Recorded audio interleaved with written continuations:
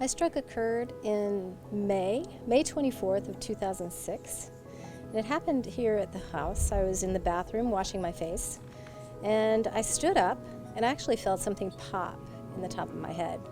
And I remember having a conscious thought at that point where I said, wow, that was strange.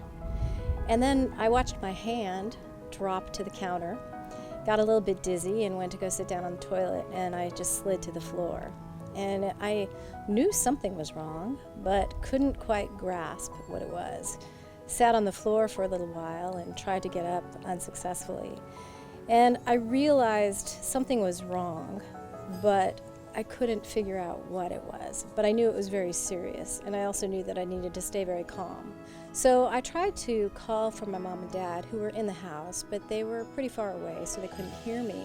And after several times of calling them, I actually realized maybe they couldn't hear me. Maybe there was no sound coming out of my voice because, I was a little dizzy at that point, and I was sort of seeing colors, and I wasn't sure what was real and what was sort of in my head at that point. So I realized I needed help, and I got on my stomach, and I started to use sort of walls and doors to push and pull myself to the telephone.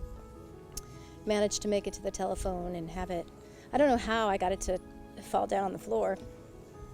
I hope you don't mind. And I called 911. And I remember I told her, I think I had a stroke. And she laughed and she said, really? What made you think you had a stroke? And I said, well, I can't move my left side. And she said, well, how did you get to the phone? I said, it's a long story. Then she got real serious and she said, is anybody there with you? And I said, yes, my folks are here, but they're elderly and my mom went to bed. So if you could send an ambulance, but could you please ask them not to scare them? Because I don't want to cause them any harm. And fortunately, we live in a wonderful city, and they sent 911 and police and fire, and they arrived within probably 2 or 3 minutes. And they came in and had to break down my door because I have a habit of locking my door at night. And they really just scooped me up. They saw how serious it was, and they scooped me up and took me to the hospital. I was in the hospital within about 20 minutes, maybe 25 minutes after the stroke. There was something really powerful that I remember when I was in the hospital, and that was they wheeled me into the room for the CAT scan. They took the CAT scan, and the medics were talking about me.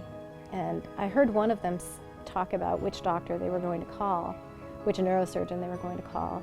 And they talked about a few, and one said, oh, he can't make it until morning. And the other one said, well, that's if she makes it till morning.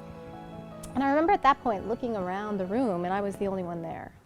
And I had this realization that they were talking about me.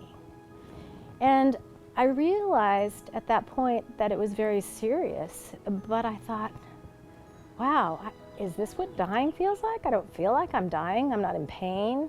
I don't feel panicked. I actually feel quite calm.